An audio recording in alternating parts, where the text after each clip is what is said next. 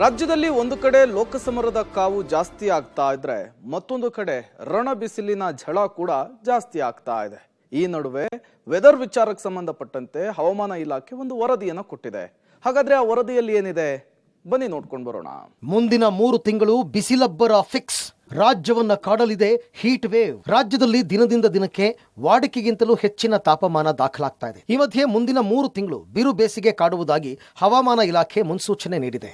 ಇದರ ಜೊತೆಗೆ ಉತ್ತರ ಒಳನಾಡಿನ ಜಿಲ್ಲೆಗಳಿಗೆ ಹೀಟ್ ವೇವ್ ಎಚ್ಚರಿಕೆ ಕೂಡ ನೀಡಿದೆ. ಏಪ್ರಿಲ್ನಿಂದ ಜೂನ್ವರೆಗೆ ದೇಶದ ಬಹುತೇಕ ಕಡೆಗಳಲ್ಲಿ ಗರಿಷ್ಠ ತಾಪಮಾನವು ವಾಡಿಕೆಗಿಂತ ಹೆಚ್ಚಿರಲಿದೆ ಅಂತ ತಿಳಿಸಿದೆ. ಈ ಬೇಸಿಗೆ ತಿಂಗಳು ಸ್ವಲ್ಪ ಈ ಉಷ್ಣಾಂಶ ಹೆಚ್ಚಿರುವ ಸಾಧ್ಯತೆ ಇದೆ.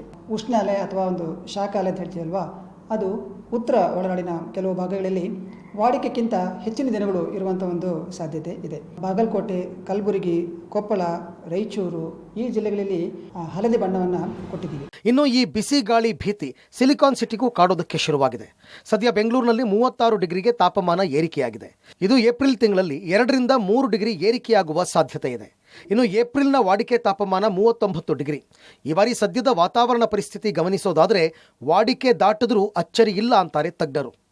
ಹೀಟ್ ವೇವ್ ವಾರ್ನಿಂಗ್ ಅಂದರೆ ಉಷ್ಣಾಲಯ ಅಥವಾ ಶಾಖಾಲಯ ಮುನ್ನೆಚ್ಚರಿಕೆ ಬೆಂಗಳೂರಿಗೆ ನಾವು ನೀಡ್ತಾ ಇಲ್ಲ. ಆದರೆ ಬೆಂಗಳೂರಲ್ಲಿ ವಾಡಿಕೆಗಿಂತ 2 ರಿಂದ 3 ಡಿಗ್ರಿವರೆಗೂ ಈ ಉಷ್ಣಾಂಶ, ಗರಿಷ್ಠ ಉಷ್ಣಾಂಶ ಹೆಚ್ಚಿರುವ ಒಂದು ಸಾಧ್ಯತೆ ಇದೆ. ಹಾಗಾಗಿ ನಾವು ಉಷ್ಣಾಲಯಲ್ಲಿ ಏನು ಮುನ್ನೆಚ್ಚರಿಕೆ, ಏನು ಕ್ರಮಗಳು ತಗೊಳ್ಬೇಕು, ಅದೇ ರೀತಿಯ ಕ್ರಮಗಳು ಬೆಂಗಳೂರು ವಾಸಿಗಳು ತಗೊಂಡ್ರೆ ತುಂಬ ಒಳ್ಳೆಯದು. ಒಟ್ಟಾರೆ ಮುಂದಿನ 3 ತಿಂಗಳು ಪ್ರತಿಯೊಬ್ಬರೂ ಕಡ್ಡಾಯವಾಗಿ ಮುನ್ನೆಚ್ಚರಿಕೆ ವಹಿಸಲೇಬೇಕಿದೆ. ಒಂದೊಮ್ಮೆ ನಿರ್ಲಕ್ಷಿಸಿದರೆ ಅಪಾಯ ಎದುರಿಸೋದಂತೂ fix. Raghu Mariswamy, metro bureau, public TV, Bengaluru.